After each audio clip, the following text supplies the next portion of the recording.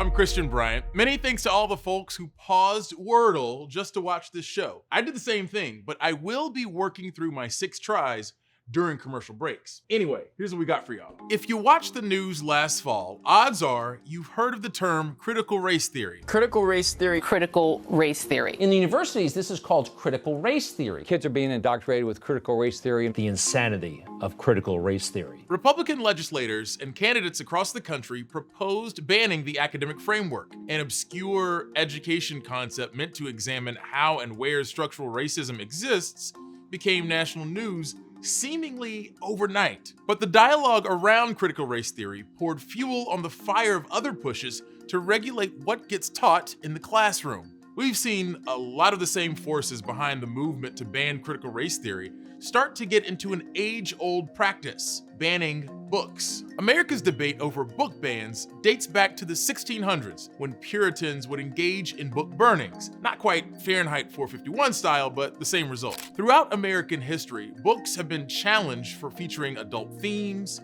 profanity, or how they depict racial issues. Those challenges have come from across the political and ideological spectrum, but the recent push to ban books has come from the right. Even at the height of the attention on CRT last fall, book banning showed up as a focus. For example, take a look at this ad run by Virginia's incoming governor Glenn Youngkin last fall, featuring parent and advocate Laura Murphy. As a parent, it's tough to catch everything.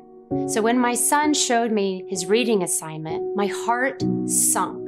It was some of the most explicit material you can imagine. So what was the material she thought was so obscene? It was the book Beloved by Nobel Prize winner Toni Morrison, as in the Pulitzer Prize-winning book that became the film starring Oprah. You came back to me. The book features scenes with violence and sexual themes that have been challenged before, but they fit into a story about a family of formerly enslaved people set after the Civil War. That story is often regarded as one of the most iconic works of modern American fiction. But that parent from the Youngkin ad wanted that book banned. I probably wouldn't quarrel with that. That's a fine choice for her to make for her son, but that choice shouldn't be imposed on the other students, on the other families who want and desire to read this book, to learn from it, to prepare for college, prepare their writing skills from learning from this literature. Deborah Caldwell Stone knows a thing or two about book challenges. She's the director of the Office of Intellectual Freedom at the American Library Association. And as she points out, it's not just a parent here or there trying to ban kids from reading certain books. We're seeing school board members and state legislators across the country push for some works or even ideas banned from the classroom. We're seeing a fairly well-coordinated campaign among a number of partisan organizations who oppose LGBTQ rights, who believe that critical race theory represents some kind of existential threat to our democracy, to limit access to those ideas in our schools and libraries. In Oklahoma, a state representative has pre-filed a bill that could be considered in a session next month that would ban the 1619 Project from being taught. 1619 Project is an analysis of US history by Nicole Hannah-Jones in the New York Times that focuses on Black Americans. The author of the bill told our sister station in Tulsa that the proposed legislation was preemptive and that he hadn't heard any complaints or any evidence it was being taught in schools. One Texas legislator took it a step further, proposing a ban of 850 books from schools,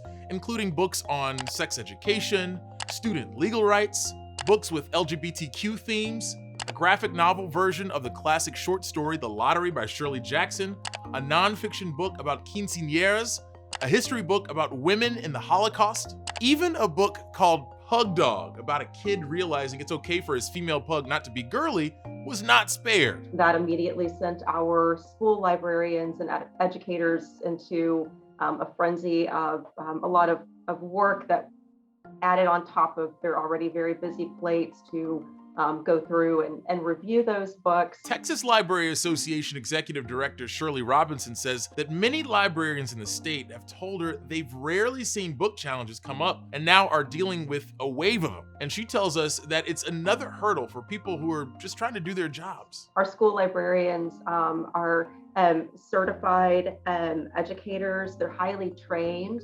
They have a master's degree in library and information services. and they're highly respected components of the educational system as well. So it's been a big affront to not only to intellectual freedom, but also to their professionalism and the work that they're trying to do in schools. As we said before, all of these efforts are Republican-led, and they come as many party leaders have alleged conservative speech is being suppressed and decried so-called cancel culture. It also happens to be the case that some of the most contentious books are ones that feature LGBTQ themes. Until 2020, for 4 straight years, the majority of books on the American Library Association's list of most banned books featured LGBTQ stories. The 2020 list featured more books challenged based on their stances on race and racism, but even then, the book that was most targeted for bans was Melissa, a book about a transgender girl that had previously been published under the title George. Now we want to take a look at what some of the debates over book bans look like on a local level. In the St. Louis area, more than 20 books have been formally challenged across 4 different school districts. Some parents are asking the districts to remove the books from school libraries, alleging they contain offensive language or pornography. But it happens to be the case that some of the most contentious books come from authors with perspectives that historically haven't been well represented in school libraries. An analysis by St. Louis Public Radio found that 2/3 of the books being challenged were written by authors of color or authors who identify as LGBTQ. Supporters of the book bans deny that it has anything to do with the author's identity, however, but it's still an example of a contentious debate playing out across the country over First Amendment rights. Joining us now is Kate Grumke. She's an education reporter at St. Louis Public Radio who has covered debates over education issues in the St. Louis area, which has had many debates that look like the ones we're seeing across the country. And we should note, she is a former Newsy, a true friend of ITL. Welcome back, KG. Glad to have you. Thanks for having me. So, how much more common have these book challenges become, and how does this fight over books in St. Louis reflect what's happening in the rest of the country? So according to the American Library Association's Office of Intellectual Freedom, these book challenges have happened about 60% more than they did at this time last year. So there's definitely a big increase. This is a trend that is happening across the country. And it's kind of part of this broader fight over school curriculum and kind of the politicization of education right now. You've reported on how in one of the districts where books are being challenged, it had been years since any efforts to ban a book. Why exactly is this happening more often right now? So it's hard to say exactly why, but I did talk to the Missouri president of a national education association called No Left Turn in Education.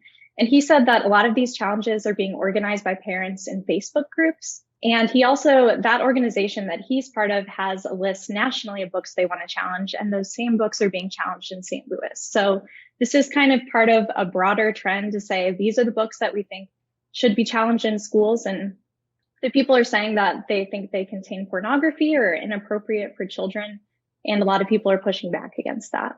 We mentioned this a little earlier in the intro to this conversation about issues of gender and identity. How much can you tie issues of gender and identity to the books that are actually being challenged? So I did the analysis of the books and found that 2/3 of them were written by authors of color, authors who identify as LGBTQ.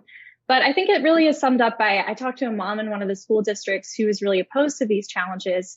She's a Black multiracial woman, and she said she's trying to read every single one of the books being challenged in her district. And she said, quote, "This is all about identity." So she said that the books were really about these authors kind of coming to terms with their identity.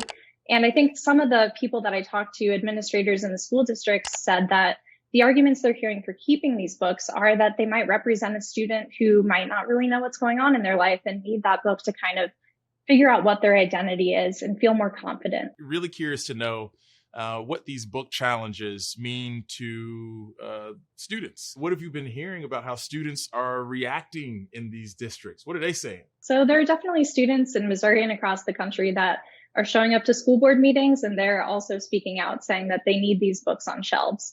And I think one thing that's really interesting, whenever there's a formal request to remove a book like this in a district, they put together a committee that's basically like a book club, and they're asked to read the book and decide if they think it should stay on shelves. And usually those committees do have students on them. And so I heard about one student who really kind of passionately defended the book All Boys Aren't Blue, and said that he thought that there were classmates of his that would really benefit from having that book on shelves. So there's definitely students that are kind of standing up and pushing back against this effort. Kate Grumke is an education reporter for St. Louis Public Radio, a friend of ITL, a former Newsy. We appreciate all the work you've done on this, and thanks so much for joining us.